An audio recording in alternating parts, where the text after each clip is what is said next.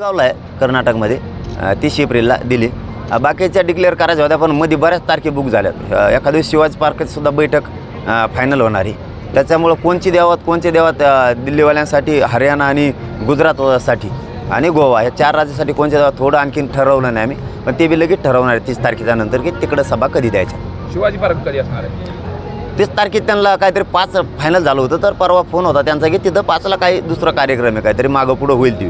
त्यामुळे आता ती डेट आणखीन फिक्स नाही झाली, पण बैठक आहे तिथं. शिवाजी पार्काला सभा नाही आहे, बैठक. प्रतिसाद तर गावोगावी खूप आहे, कारण सामान्य मराठा समाज एकत्र आहे.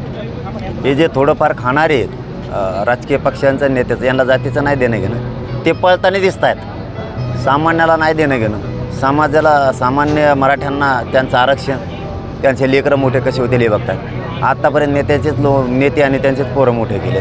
त्यामुळे मी जे गावखेड्यात फिरतो आहे, सप्त्याच्या माध्यमातून असेल, लग्नाच्या माध्यमातून असेल, तर प्रचंड रोष आहे यांच्या मनात. यांना काय वाटतं आहे ते मला माहीत नाही राज्यकर्त्यांना, परंतु सर्वसामान्यात मात्र प्रचंड मोठा असंतोष पण आहे आणि स्वतःच्या लेकराला न्याय मिळावं लाट मात्र जशाला तशीच. आणि 8 जूनच्या कार्यक्रमाची तयारी तर रात्रंदिवस मी तेच सांगतो, दुसरं कामच नाही करत काय. 1 तारखेपासून पूर्ण बीड जिल्ह्यातला मराठासुद्धा पूर्ण कामाला लागणार आहे. मात्र काल पाटील पंकजताई यांनी बोलत असताना म्हटलं की उपोषण करून, आमरण उपोषण करून आणि सभा ठोकून काही आरक्षण मिळत नसतं, त्याला कायद्याच्या चौकटीत बसवावं लागतं. कसं पाहता याकडे नेमकं काय सांगतो? ते काय म्हणले का नाही मी नाही ऐकलं, पण आणखीन तर काय मी त्यांना कधीच विरोधक मानलेला नाही. समाजालाही नाही, पूर्ण त्यांनाही नाही.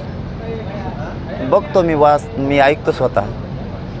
शेवटी त्यांना आता पुन्हा त्याचकडे लिहायचं असेल तर त्याला काय मराठ्यांचं नाविलाज आहे. मग नाव न घेता रोख मात्र कुणावरती होता असं देखील चर्चा केली जाते की आणि एका सभेमध्ये नाही तर 2-3 सभेमध्ये तेच सांगितलं की सभा करून उपोषण करून आरक्षण भेटत नसतं, त्याच्यासाठी कायद्याच्या चौकटीतून जावं लागतं आणि ते राज्य सरकारने द्यावं, असं देखील त्यांचं पुढचं स्टेटमेंट होतं की राज्य सरकारने तो आरक्षणाचा प्रश्न आहे तो मार्गी लावा.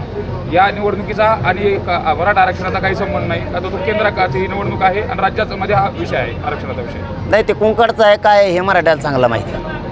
केंद्राचं आहे का नाही, राज्याचं आहे का नाही, त्यांनी नाही सांगण्याची आवश्यक. जर त्यांची अशी भाषा असेल मराठ्यांच्या आरक्षणाच्याबद्दल किंवा तसं हिणून जर आरक्षणाविषयी उपोषणाविषयी बोलायचं असेल, मिळत नसतं हे जर त्यांना हिणून बोलायचं असेल तर त्यांनी चष्मा काढून बघावा एकदा मिळालं आहे की नाही आणि राहिलेलं बी मिळतं आहे का नाही.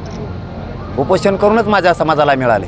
आत्तापर्यंत 1.25 करोड मराठ्यांच्या लेकरांचं कल्याण झालं माझ्या उपोषणामुळेच झाले आणि पुढच्या उपोषणामुळं सभामुळंच राहिलेलं सुद्धा मिळणार आहे. पण उगाच ढुसणे हाणू नका म्हणा विनाकारण. मी जर ढुसणे आणायला लागलो ना तर मग मी कोणाला सोडित नाही. उगाच मी तुमच्या वाटाला गेलेलो नाही, माझ्या वाट्यावर यायचं नाही. मी आत्तापर्यंत कसलाच बरं शब्द आणखीन काढलेला नाही की ते वाईट आहेत का चांगले आहेत का कसले आहेत. बळच जर मग अंगावर घ्यायचा प्रयत्न केला तर मी मागं सरकारणार, कारण पूर्वी वेगळं होतं, माझा समाज एक नव्हता. तुमचं साधंच होतं.